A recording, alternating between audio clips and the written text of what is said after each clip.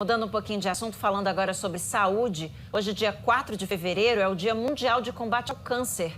Aproveitando então essa data, um estudo revelou a ligação entre a obesidade e 13 tipos de câncer. Vamos entender melhor esse assunto ao vivo com a Kilvia Muniz, que está com um especialista. Oi, Kilvia, explica pra gente. Olha, Raíssa, o que os pesquisadores estudiosos já sabem é que dá para fazer, por exemplo, uma associação bem direta entre, no caso das mulheres, o câncer de mama, o câncer no intestino e também no útero. E no caso dos homens, além do intestino, que acaba sendo muito comum nessa relação com obesidade, a gente tem aí o câncer de fígado, que também se destaca, né, nessa associação. Para a gente entender melhor como é que funciona, né, sobre essas pesquisas, em que ponto elas estão, a gente convidou o especialista Fernando Guanabara, que é médico, referência em qualidade de vida. Doutor Fernando, bom dia. É uma relação que vocês já conseguem perceber muito claramente entre obesidade e câncer? Perfeito. Bom dia a todos, né? Então, justamente hoje, nós já conseguimos identificar que o sobrepeso e a obesidade é um gatilho de alguns tipos de câncer, né? Aumenta o risco. Como você falou muito bem, na mulher o câncer de mama, o câncer de útero, no homem o câncer de próstata, o câncer de esôfago, o próprio câncer do intestino também está associado. E isso porque a obesidade, o sobrepeso e a obesidade gera um processo inflamatório. Então é a inflamação que é o gatilho para o desenvolvimento desses tipos de câncer. O que é que tem sido mais comum, né, nessa relação? Que tipo de câncer vem se destacando e chamando a atenção? Na mulher, principalmente, é o câncer de mama, até porque o tecido, né, a gordura, ela aumenta a produção de hormônios, né, hormônios estrogênicos. Esses hormônios, eles favorecem a proliferação dessas células, causando câncer, tanto de mama como também o de útero, né, o de endométrio. No homem, a maioria são os cânceres de próstata, tem o de esôfago, o de estômago e o de intestino. Quando a gente fala em câncer também do fígado, é muito comum no homem, até porque a obesidade está associada com a esteatose, né, que é a gordura no fígado. A gente tem que ter muito cuidado, porque essa gordura no fígado, ela pode sim estar associada a ser o gatilho do câncer de fígado. Com relação a essa questão inflamatória, né? Sempre se associa a obesidade a essa doença inflamatória. Na prática, o que isso significa e de que forma isso acaba fazendo, né, com que o organismo fique mais, digamos assim, propício ao desenvolvimento de tumores e alguma coisa maligna?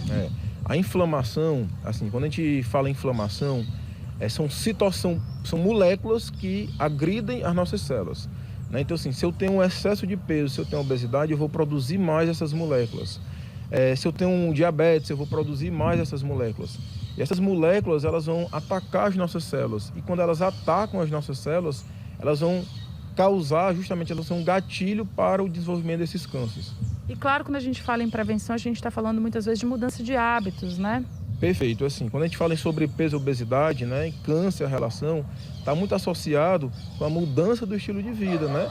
Não só diminuir o peso, mas também melhorar a qualidade do sono, melhorar a alimentação, né, a atividade física, porque tudo isso vai ajudar a melhorar a composição corporal, consequentemente diminui o quê? O processo inflamatório do nosso corpo, diminuindo o risco de um desenvolvimento de um câncer. E é super importante o acompanhamento de um especialista. Muitas vezes a pessoa não está sentindo nada, mas se ela está já nessa faixa da obesidade, é importante investigar, porque às vezes é algo mais silencioso também, não é? Perfeito. Você falou algo importantíssimo, porque assim, a inflamação, que nós chamamos de inflamação crônica subclínica, ela é silenciosa, mas nós já conseguimos identificar indicadores, marcadores dessa inflamação. Então, através de exames laboratoriais, a gente consegue avaliar se o paciente ele tem ou não esse tipo de inflamação. Se o paciente ele tem inflamação, a gente sabe que vai ter um maior risco para o desenvolvimento de qualquer tipo de câncer. Um grande desafio, eu imagino, que seja a questão de que as pessoas cheguem num momento realmente preventivo. O que acontece? Como o câncer também não é algo que, em raras situações, ele evolui de um dia para o outro, né? Geralmente são anos e anos. Claro, tem sim cânceres muito rápidos, mas grosso modo é algo que se desenvolve. Aí a pessoa geralmente espera chegar até o sintoma, e ideal que não, óbvio.